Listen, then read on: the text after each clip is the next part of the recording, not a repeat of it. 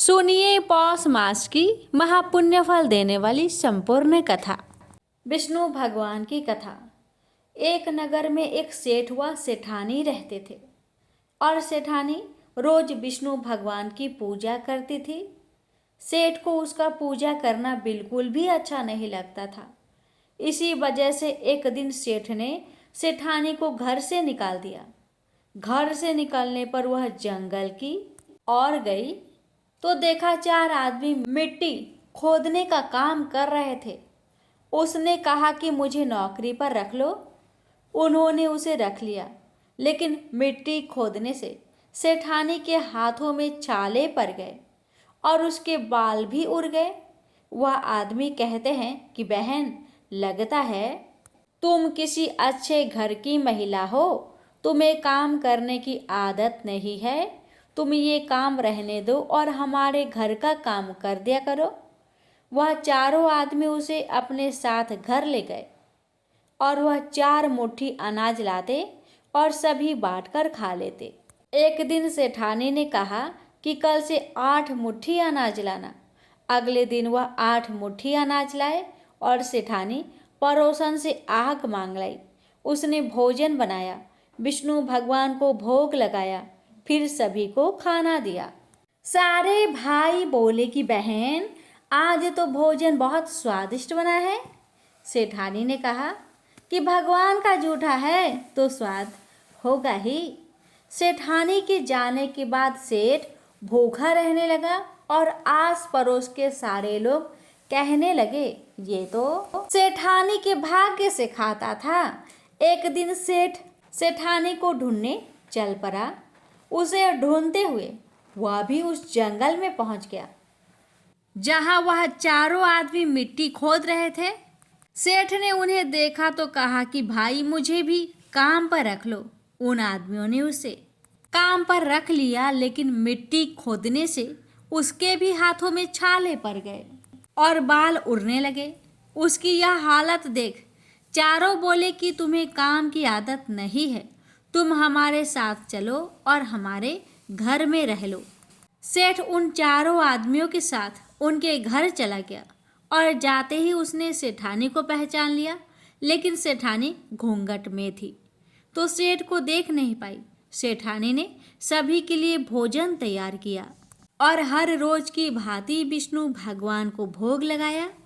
उसने उन चारों भाई को भोजन परोस दिया, लेकिन जैसे ही वह सेठ को भोजन देने लगी तो विष्णु भगवान ने उसका हाथ पकड़ लिया। भाई बोली कि बहन, ये तुम क्या कर रही हो? वह बोली, मैं कुछ नहीं कर रही हूँ, मेरा हाथ तो विष्णु भगवान ने पकड़ लिया है। भाई बोले, हमें भी विष्णु भगवान के दर्शन कराओ। उसने भगवान से प्रार्थना की तो विष्णु जी प्रकट हुए। सभी ने दर्शन किए। सेठ ने सेठानी से क्षमा मांगी और सेठानी को साथ चलने को कहा। भाइयों ने अपनी बहन को बहुत सा धन देकर विदा किया। अब सेठानी के साथ सेठ भी भगवान विष्णु की पूजा करने लगा और उनके परिणाम से उनका घर अन्न धन से भर गया। प्रेम से बोलिए विष्णु भगवान की जय। एक संत थे, वे भगवान राम को मानते थे। कहते थे, यदि भगवान से निकट आना है तो उनसे कोई रिश्ता जोड़ लो। जहाँ जीवन में कमी है वही ठाकुर जी को बैठा दो, वे जरूर उस संबंध को निभाएंगे। इसी तरह संत भी भगवान राम को अपना शिष्य मानते थे और शिष्य पुत्र के समान होता है, इसलिए माता सीता को पुत्र वधू के रूप में देखते थे। उनका नियम था रोज मंदिर जाते और अपनी पहली माला भगवान को पहनाते थे। उनकी यह बात मंदिर के लोगों को अच्छी नहीं लगती थी। उन्होंने पुजारी से कहा, ये बाबा रोज मंदिर आते हैं और भगवान को अपनी उतारी हुई माला पहनाते हैं। उन्होंने पुजारी जी से कहा कि वे बाबा इस बात का विरोध करें। अगले दिन बाबा मंदिर आए और पुजारी जी को माला उतार कर दी तो पुजारी जी ने माला भगवान को पहनाने से इनकार कर दिया। साथ ही कहा कि यदि आपको माला पहनानी है तो बाजार से नई माला लेकर आए। ये पहनी हुई माला ठाकुर जी को नहीं पहनाएंगे। वे बाजार गए और नई माला लेकर आए। आज संत मन में बड़े उदास थे। अब जैसे ही पुजारी जी ने वह नई माला भगवान श्री राम को पहनाई, तुरंत वह माला टूटकर नीचे गिर गई। उन्होंने फिर जोर कर पहनाई, माला फिर टूटकर गिर पड़ी। ऐसा 3-4 बार किया, पर भगवान ने वह माला स्वीकार नहीं की।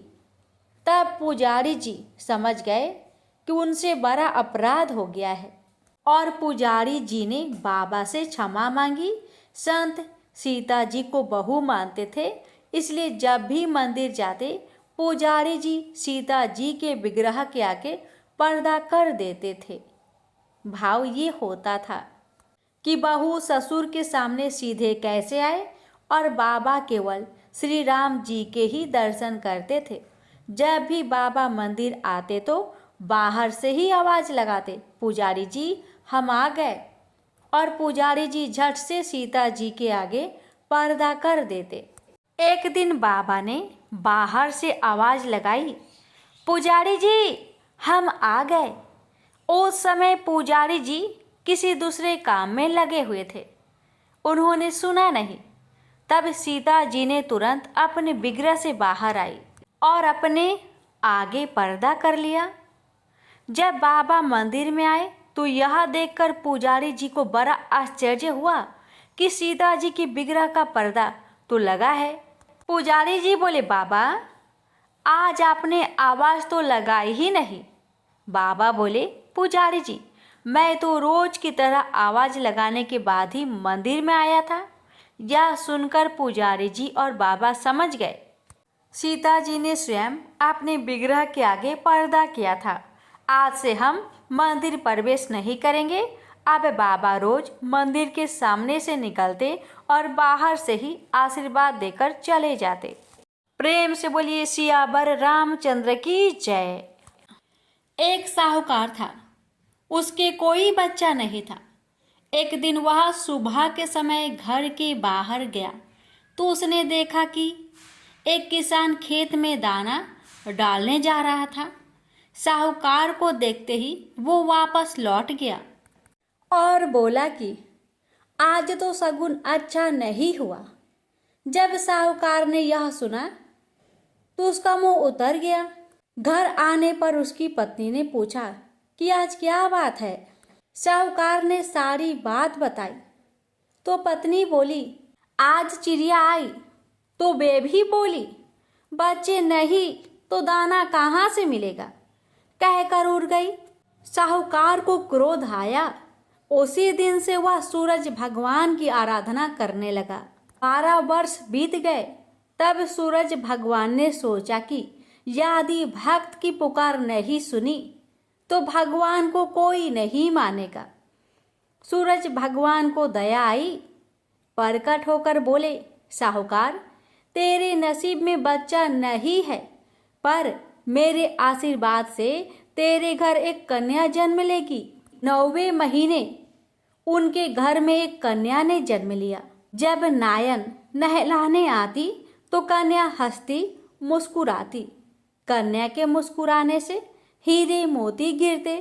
उन हीरे मोती को नायन लेकर चली जाती। 1.25 महीने बीत गए। तब साहूकार की पत्नी नायन से बोली, अब इसे मैं नहला लूंगी। जब वह उसे नहलाने लगी तो बच्ची के हंसने पर हीरे मोती गिरे। अब वो समझ गई कि नायन ने तो खूब हीरे मोती इकट्ठे कर लिए हैं। जब लड़की बड़ी हुई तो माँ बाप ने सोचा कि घर में धन तो बहुत है, घर जमाई रख लेते हैं। उन्होंने एक गरीब लड़का ढूंढा और उसके साथ अपनी लड़की का विवाह करा दिया। माँ दिन उगते ही बेटी को उठाने जाती और उसका मुख देखती। यह देख तब लड़की का पति बोला, अपने बीच सुबह सुबह माँ का क्या काम है? तो लड़की बोली, माँ का नियम है कि वह सुबह होते ही मेरा मुख देखती है। दूसरे दिन वो सुबह उठा और अपनी पत्नी का मुख देखा तो उसके मुख से हीरे मोती बिखरे। अब तो समझ गया कि इसलिए ही सासू माँ इसका मुंह पहले ही देख लेती है। थोड़ी देर बाद लड़की की माँ आई तो हीरे मोती नहीं मिले। माँ समझ गई कि जमाई को पता चल गया है। माँ के मन में कपट आया। उसने एक आदमी को जमाई को जान से खत्म करने के लिए भेज दिया।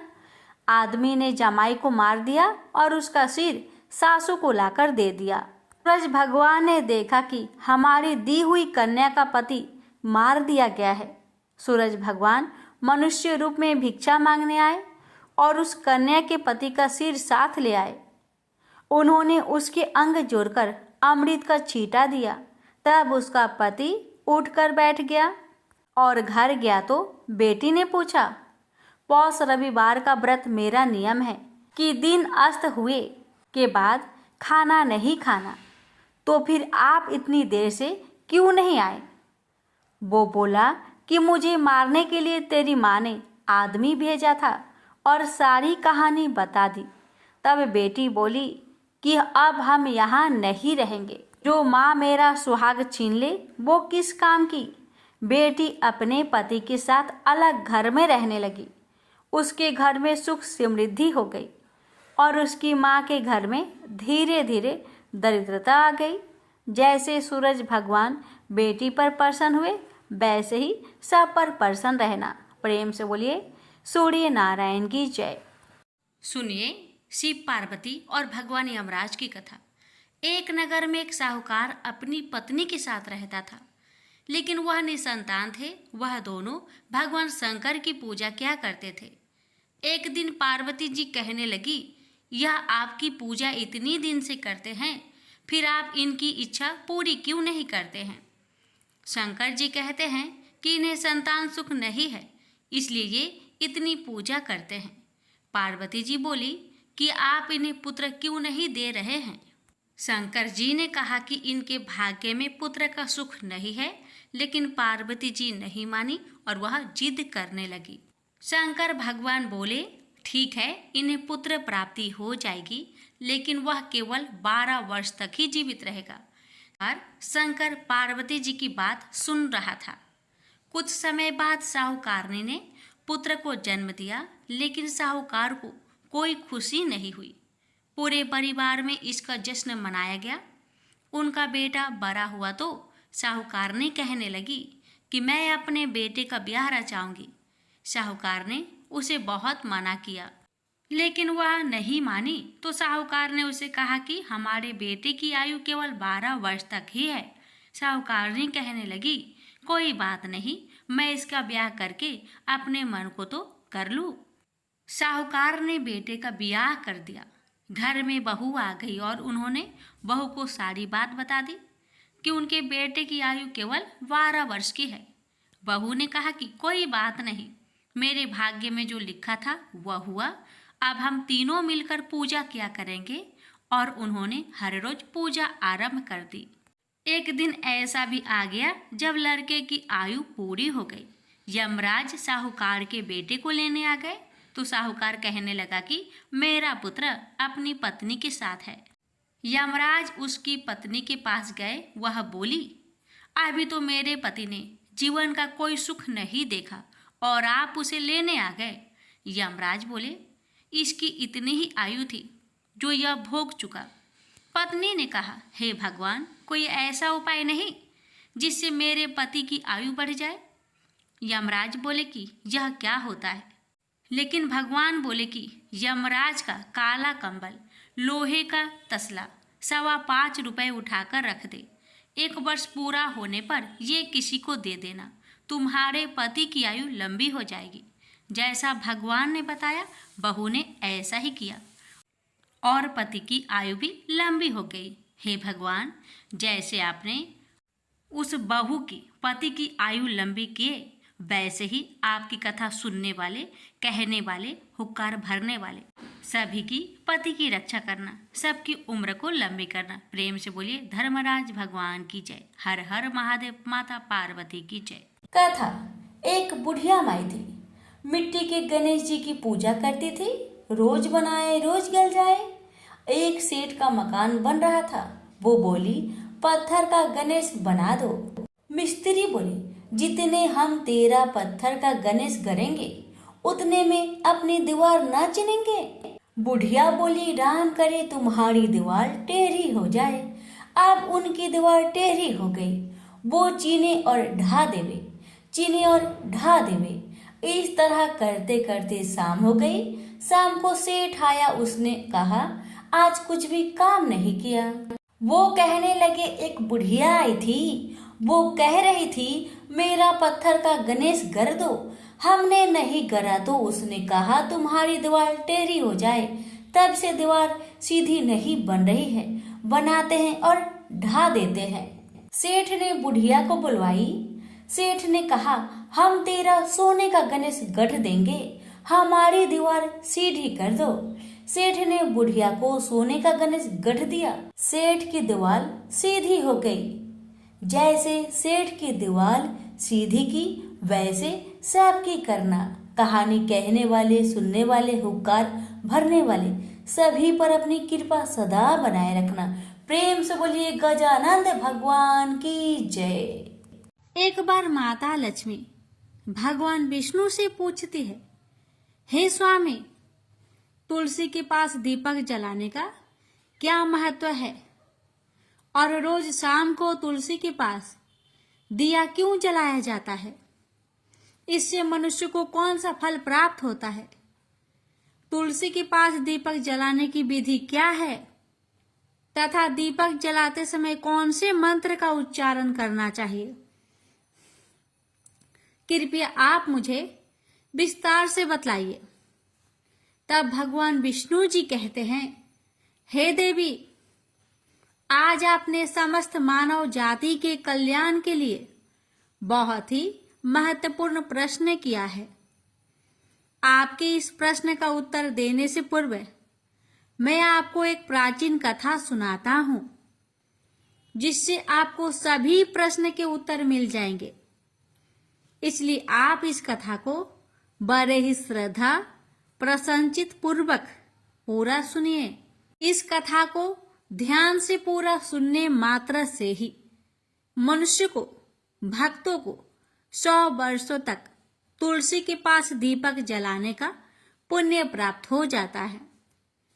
फिर माता लक्ष्मी कहती है, हे स्वामी, हे भगवान, मैं इस कथा को सुनने के लिए बड़ी उत्सुक हूं।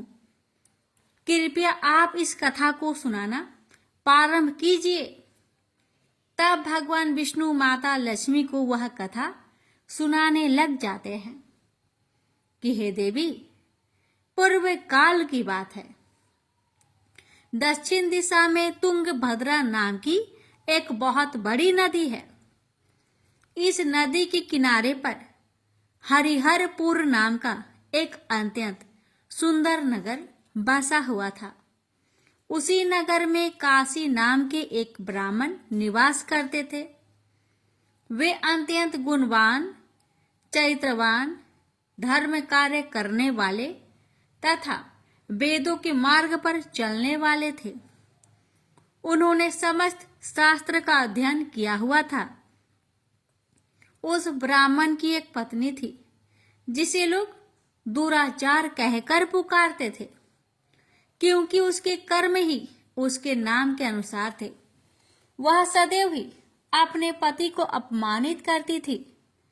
वह अपने पति के लिए कुवाच्य कहती रहती, पति को भयंकर दुख देती थी, पति के लिए कभी भोजन नहीं बनाती थी, अपने पति के साथ कभी शयन नहीं किया, कभी उसके साथ प्रेम से व्यवहार तक नहीं किया। पति के मित्र, परिवार के लोग घर पर आते तो वह स्त्री उनको अपमानित करके घर से भगा देती थी और स्वयं काम भाव से उन्मत्त होकर निरंतर अन्य वैभवचारिणी स्त्रियों के साथ घूमा करती थी। उसका मन पति को छोड़कर पराये पुरुष में लगा रहता था। उसने कभी अपने पति से प्रेम से बात तक नहीं की, किंतु पराये पुरुषों के संग बैठकर बातें करती थी। पराये पुरुषों को मोहित करने के लिए बड़े ही सज धज कर गांव में घूमने जाया करती थी। कभी वह वन में किसी वृक्ष के नीचे खड़ी रहकर सुंदर पुरुषों की राह देखने लगती और किसी दुष्ट पुरुष को मोहित करके उसके संग भोग विलास किया करती थी। फिर एक दिन वह दुराचारिणी स्त्री वन में जाकर एक वृक्ष के नीचे खड़ी हो गई। उसका चित्त काम से भरा हुआ था। वह किसी सुंदर कामी पुरुष की राह देख रही थी, किंतु बहुत समय निकलने के बाद भी उस स्थान पर कोई पुरुष नहीं आया। इसलिए वह अत्यंत दुखी हो गई और प्रियतम की खोज में इधर उधर देखने लगी। उस दिन उसका सारा परिश्रम व्यर्थ हो गया। वहां पर खड़ी होकर वह नाना प्रकार की बातें कहकर विलाप करने लगी। हाय, आज तो इस मार्ग से कोई भी सुंदर पुरुष नहीं आया। अब मैं कैसे अपने काम वासना को शांत करूं? क्या करूं? आज की रात कैसे बीतेगी? यह सोचकर वह जोर जोर से रोने लगी। उस जंगल में एक भयानक बाघ निवास करता था। उस पापिनी स्त्री की आवाज सुनकर वह जाग गया और उछलकर उस स्त्री का भक्षण करने के लिए उसके पास आ गया। उस भयंकर बाघ को देखकर उस स्त्री के पसीने छूटने लगे। वह थर थर कांपने लगी। वह स्त्री कुछ करती, इतने में ही उस बाघ ने अपने पंजे से उसे घायल कर दिया और वह स्त्री जमीन पर गिर पड़ी। जमीन पर गिरते ही वह स्त्री चिल्लाते हुए बोली, अरे बाघ, तू किस लिए यहाँ पर आया है? मुझे क्यों मार रहा है? मैं यहाँ पर अपने प्रियतम को खोज रही हूँ। तू मुझे छोड़ दे। मेरा भक्षण करके तुझे क्या मिलेगा? उस स्त्री की बात सुनकर वह भयानक बाघ क्षण भर के लिए रुक गया और हंसते हुए बोला, ए दुष्टा, आज विधाता ने मुझे मेरा ग्रास नियुक्त किया है। तुझ जैसी पापिनी स्त्रियों का भक्षण करना ही मेरा काम है। तभी मुझे इस शरीर से मुक्ति मिलेगी। बाघ की बात सुनकर वह स्त्री कहने लगी, हे बाघ, तुम कौन हो? मुझे सच सच बताओ, तुम्हें किस कारण से बाघ की योनि में जन्म लेना पड़ा और तुम मुझ जैसी स्त्रियों का भक्षण क्यों करते हो? पहले मुझे सारी बात बताओ और फिर मेरा भक्षण करो। फिर बाघ कहने लगा, हे पापिनी, मैं तुझे मेरे पूर्व जन्म का वृत्तांत सुनाता हूँ कि किस कारण मुझे बाघ बनना पड़ा। पूर्व काल में दक्षिण देश में एक नदी थी। उस नदी के तट पर एक नगरी बसी हुई थी। उस नगरी में मैं निवास करता था। मैं एक ब्राह्मण का पुत्र था और नदी किनारे बैठकर यज्ञ आदि कार्य किया करता था। मैंने उस जन्म में अनेक पापियों के लिए यज्ञ किया। उन पापियों के घर का भोजन किया। मैंने धन के लोभ से अनेक पापियों के लिए कार्य किए। जिन वस्तुओं का दान ब्राह्मण को नहीं लेना चाहिए, उन वस्तुओं का दान मैंने ग्रहण किया और दूसरों से धन लेता था, लेकिन कभी वापस नहीं करता था।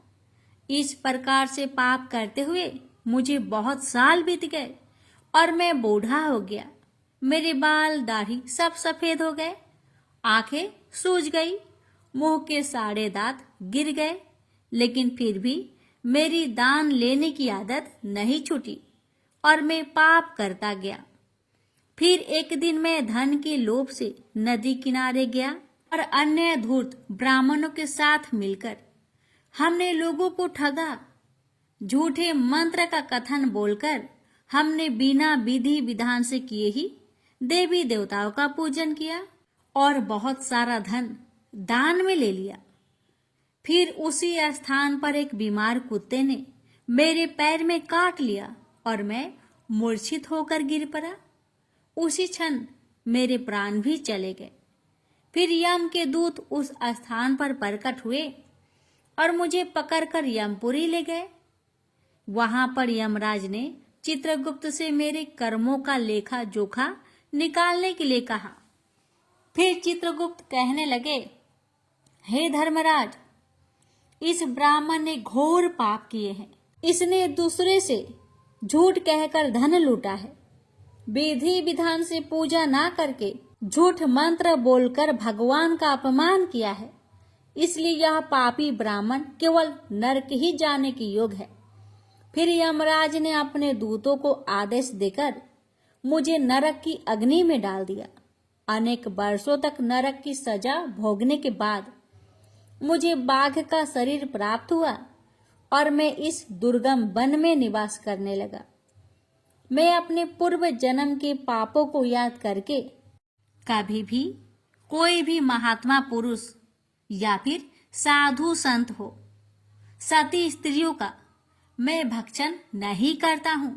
मैं केवल पापी, दुराचारिणी तथा उल्टा स्त्रियों का ही भक्षण करता हूँ ताकि मुझे पाप से मुक्ति मिल जाए। इस प्रकार से उस बाघ ने अपने पूर्व जन्म का पूरा कथा उस पापिनी को सुना दिया और फिर उस स्त्री से कहने लगा, हे पापिनी, तेरे आचरण से तू उल्टा दिखाई पड़ती है। अपने पति को छोड़कर तू इस वन में अन्य पुरुष के साथ भोग विलास करने आई है। इसलिए आज तो तू मेरा ग्रास अवश्य बनेगी। इतना कहकर उस बाघ ने अपने तीक्ष्ण नाखून से उस पापिनी स्त्री के टुकड़े टुकड़े करके उसे खा लिया। फिर उस स्थान पर यम के दूत प्रकट हुए और उस पापिनी स्त्री को उठाकर यमपुरी ले गए। वहां पर उसे यमराज के सामने खड़ा किया गया। फिर चित्रगुप्त ने उस स्त्री का लेखा जोखा निकालते हुए यमराज जी से कहने लगे, हे धर्मराज, यह स्त्री तो अत्यंत पापिनी है। इसने घोर पाप किए हैं। इसने व्यभिचार किया है। इसने अपनी पति की कभी सेवा नहीं की। अपने पति को भूलकर पराये पुरुषों के संग भोग विलास किया करती। उसके पाप को सुनकर यमराज जी ने उस स्त्री को अग्नि से भरे हुए कुंडों में डालने का आदेश दिया।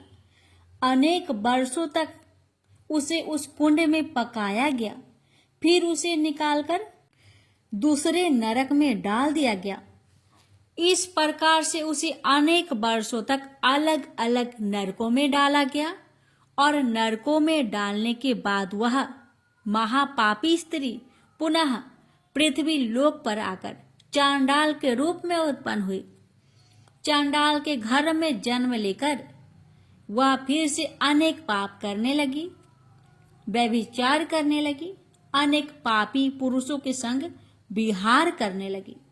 कुछ समय बाद पूर्व जन्म के पापों के कारण उसे कोढ़ का रोग हो गया और वह भयानक पीड़ा सहन करने लगी।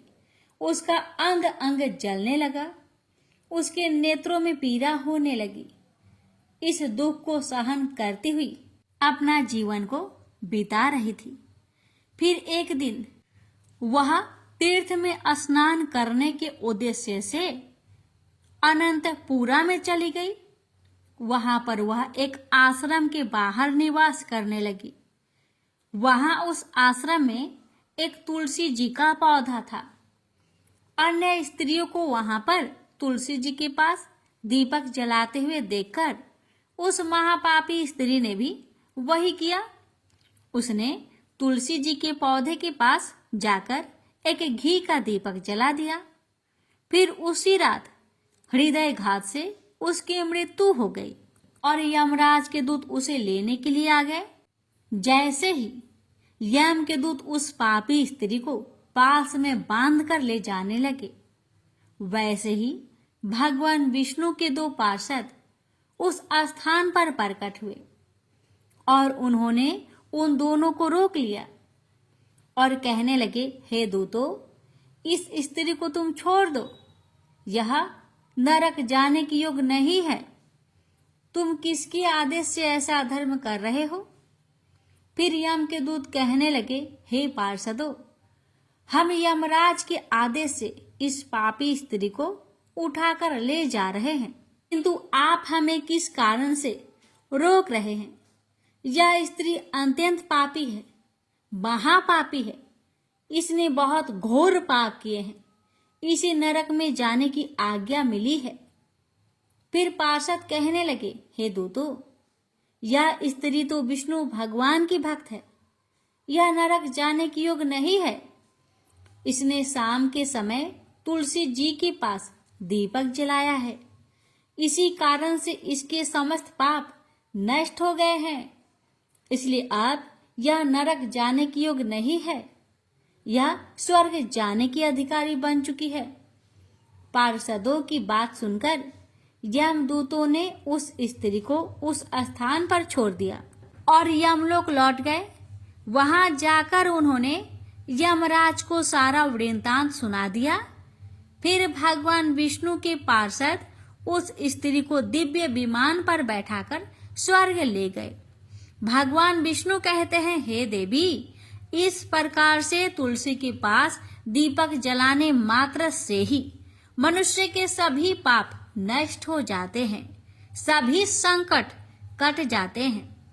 जो स्त्री नित्य शाम को तुलसी जी के पास दीपक जलाती है, वह सौभाग्यशाली बन जाती है। उसके पूर्व जन्मों के सभी पाप नष्ट हो जाते हैं। उसे सुख समृद्धि की प्राप्ति होती है। रोज तुलसी के पास दीपक जलाते समय इस मंत्र का उच्चारण करना चाहिए।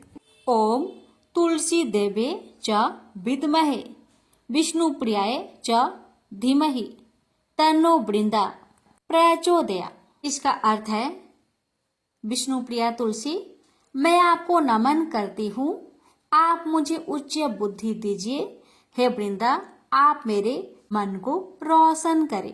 भगवान विष्णु कहते हैं, हे देवी, हजारों अमृत के घरों से नहलाने पर भी श्री हरि विष्णु को उतनी तृप्ति नहीं होती जितनी कि वे मनुष्य के द्वारा तुलसी का एक पत्ता चढ़ाने से प्राप्त करते हैं। 10,000 गौदान से मानव को जो फल प्राप्त करता है, वही फल तुलसी पत्र के दान से पा लेता है। जो मृत्यु के समय अपने मुख में तुलसी पत्र का जल पा जाता है, वह संपूर्ण पापों से मुक्त होकर भगवान श्री हरि विष्णु के धाम को जाता है। हिंदू धर्म में तुलसी के पौधे का महत्व सबसे अधिक है। इसकी सबसे पहले पूजा भगवान विष्णु ने की थी। भगवान विष्णु कहते हैं, जिस प्रकार से देवी लक्ष्मी से बैकुंठ को ऐश्वर्य प्राप्त है, उसी प्रकार से बैकुंठ में तुलसी के कारण ही पवित्रता प्राप्त है। पृथ्वी लोक पर जिस स्थान पर भी तुलसी का पौधा होगा, उस स्थान पर कभी बुराई का वास नहीं होगा। ऐसा स्थान सबसे अधिक पवित्र होगा। इसी कारण से हमें हमारे घर में तुलसी का पौधा अवश्य लगाना चाहिए। इस प्रकार से भगवान विष्णु ने तुलसी के पास दिया जलाने का महत्व, महिमा बताए। अगर कथा अच्छी लगे तो कमेंट बॉक्स में तुलसी महारानी की जय अवश्य लिखें और इस वीडियो को एक शेयर अवश्य करें। भगवान विष्णु आप सभी भक्तों की हर मनोकामना को पूर्ण करे। प्रेम से बोलिए जय श्री हरि। लापसी तपसी की कथा। एक लापसी था, एक तपसी था। तपसी हमेशा भगवान की तपस्या में लीन रहता था। लापसी रोजाना 1.25 सेर की लापसी बनाकर भगवान का भोग लगाकर जीम लेता था। एक दिन दोनों लड़ने लगे। लापसी बोला, मैं रोज भगवान की तपस्या करता हूँ, इसलिए मैं बड़ा हूँ। लापसी बोला कि मैं रोज भगवान को 1.25 सेर लापसी का भोग लगाता हूँ, इसलिए मैं बड़ा हूँ। नारद जी वहां से गुजर रहे थे। दोनों को लड़ता देखकर उनसे पूछा कि क्यों तुम लड़ रहे हो। लापसी ने खुद को बड़ा होने का कारण बताया और तपसी ने अपना कारण बताया। नारद जी बोले, तुम्हारा फैसला मैं कर दूंगा। दूसरे दिन लापसी और तपसी नहाकर अपनी रोज की भक्ति करने आए। तो नारद जी ने छुपकर 1.25 करोड़ की एक एक अंगूठी उन दोनों के आगे रख दी। तपसी की नजर जब अंगूठी पर पड़ी तो उसने चुपचाप अंगूठी उठाकर अपने नीचे दबा ली। लपसी की नजर अंगूठी पर पड़ी लेकिन उसने ध्यान नहीं दिया। भगवान को भोग लगाकर लापसी खाने लगा। नारद जी सामने आए तो दोनों ने पूछा कि कौन बड़ा। तो नारद जी ने तपसी को खड़ा होने को कहा। वो खड़ा हुआ तो उसके नीचे दबी अंगूठी दिखाई पड़ी। नारद जी ने तपसी से कहा, तपस्या करने के बाद भी तुम्हारी चोरी करने की आदत नहीं गई, इसलिए लपसी बना है और तुम्हें तुम्हारी तपस्या का कोई भी फल नहीं मिलेगा। तपसी शर्मिंदा होकर माफी मांगने लगा। उसने नारद जी से पूछा, मुझे मेरी तपस्या का फल कैसे मिलेगा? नारद जी ने कहा, यदि कोई गाय और कुत्ते की रोटी नहीं बनाएगा तो फल तुझे मिलेगा। यदि कोई ब्राह्मण को भोजन करवाकर दक्षिणा नहीं देगा तो फल तुझे मिलेगा। यदि कोई साड़ी के साथ ब्लाउज नहीं देगा तो फल तुझे मिलेगा। यदि कोई दिए से दिया जलाएगा तो फल तुझे मिलेगा। यदि कोई सारी कहानी सुने लेकिन तुम्हारी कहानी नहीं सुने तो फल तुझे मिलेगा। उसी दिन से हर व्रत कथा कहानी के साथ लपसी तपसी की कहानी भी सुनी और कही जाती है।